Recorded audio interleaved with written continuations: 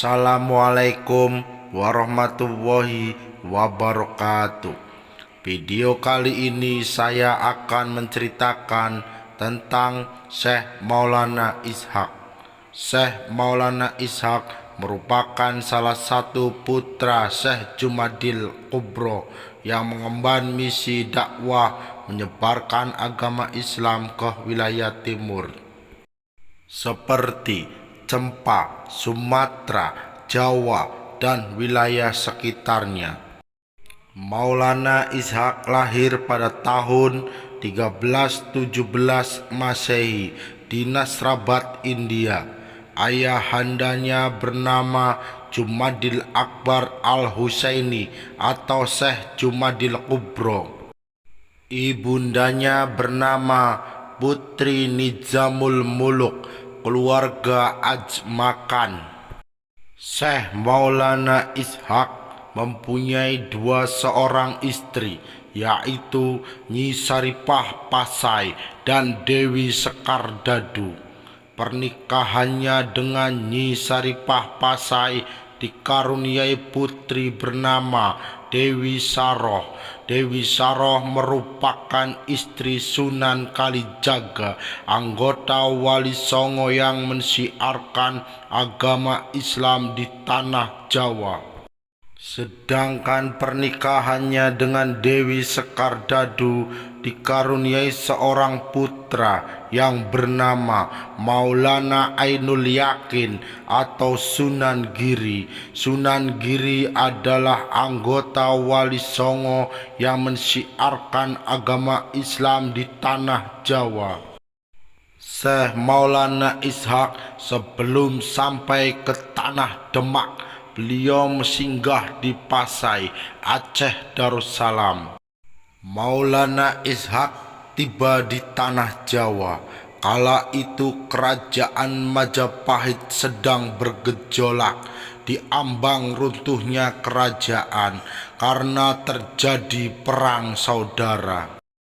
Kemudian runtuhnya kerajaan Majapahit, berdirilah kerajaan Demak Bintoro dengan dukungan para wali dari tanah Jawa. Syekh Maulana Ishaq merupakan gelombang pertama wali yang mengislamkan tanah Jawa. Pada kala itu Jawa masih angker. 4 pendakwah dari Timur Tengah datang. Mereka kembali lagi ke Turki melaporkan temuannya kepada Sultan Muhammad ke-1. Dari temuan di Pulau Jawa, mereka menyusun dakwah untuk mengislamkan Jawa yang terdiri dari 9 ulama, yaitu Maulana Malik Ibrahim, Maulana Ishaq, Maulana Jumadil Kubro, Maulana Ahmad Al-Maghribi, Maulana Malik Israel, Maulana Muhammad Ali Akbar, Maulana Hasanuddin, Maulana Alayuddin, dan Syekh Subakir. Ke-9 ulama tersebut mengemban misi dakwah dengan masa bakti 100 tahun. Apabila meninggal atau pindah tempat, harus digantikan.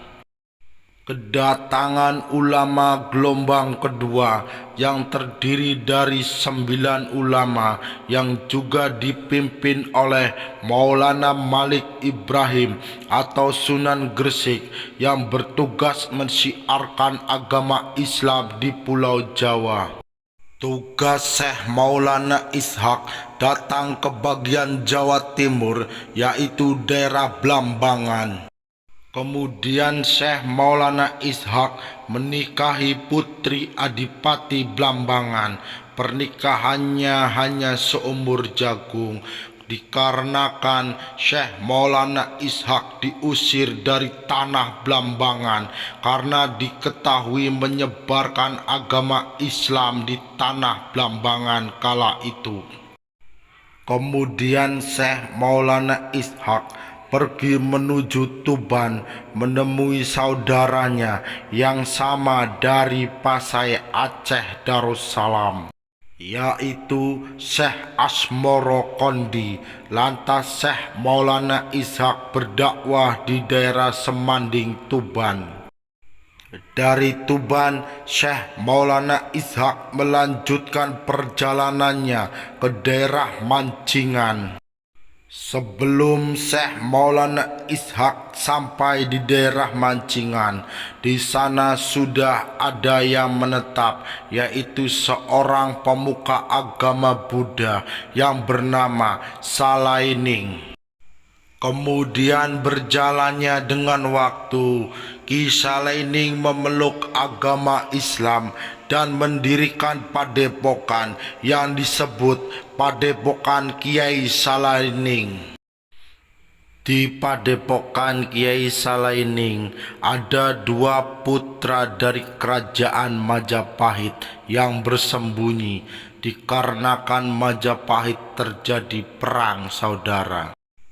Dua pangeran tersebut adalah putra Raja Brawijaya V.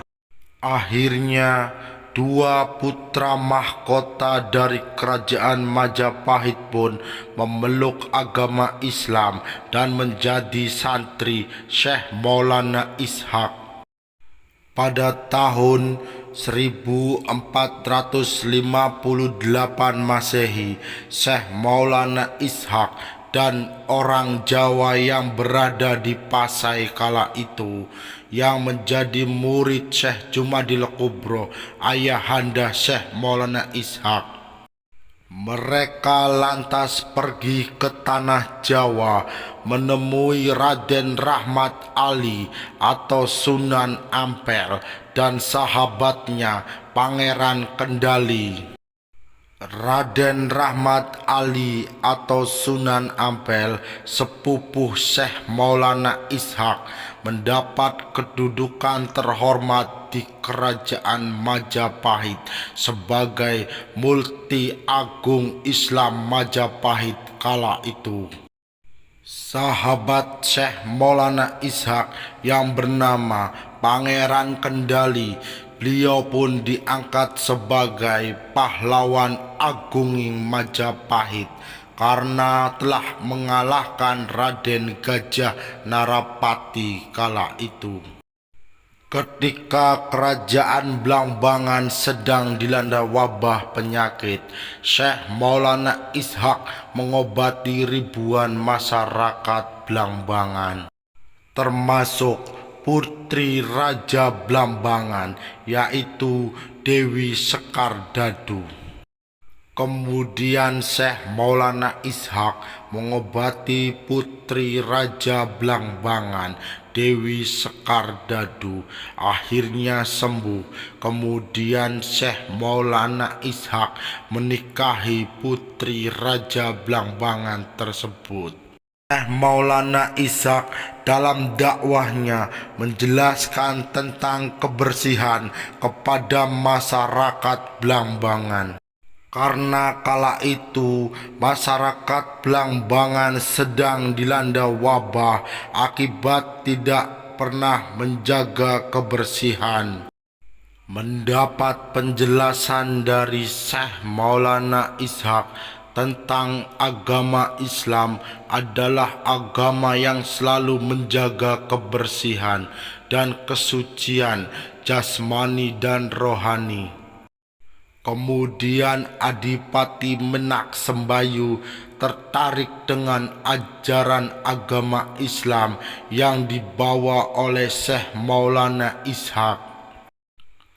Kemudian Adipati Menak Sembayu meminta Syekh Maulana Ishak untuk mengajari agama Islam kepada keluarganya dan rakyat-rakyat Blambangan yang ingin memeluk agama Islam.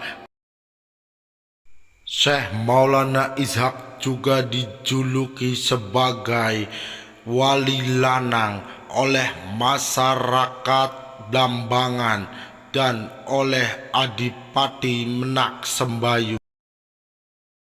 Makam Syekh Maulana Ishak terletak di Jalan Gresik, Kemantren, Kecamatan Paciran, Kabupaten Lamongan, Jawa Timur.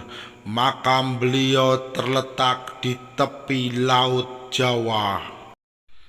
Di sekitar pemakaman Syekh Maulana Ishaq terdapat juga masjid peninggalan beliau, yaitu Masjid Al-Abror, dan juga terdapat sumur tua peninggalan Syekh Maulana Ishaq. Sumur itu digunakan untuk berwudu dan mandi oleh para santri-santri Syekh Maulana Ishaq. Sumur tersebut hingga kini masih bisa digunakan. Itulah kisah ulasan tentang cerita Syekh Maulana Ishaq. Wassalamualaikum warahmatullahi wabarakatuh. Jangan lupa like, subscribe, komen, share video ini. Sekian dan terima kasih. Wassalam.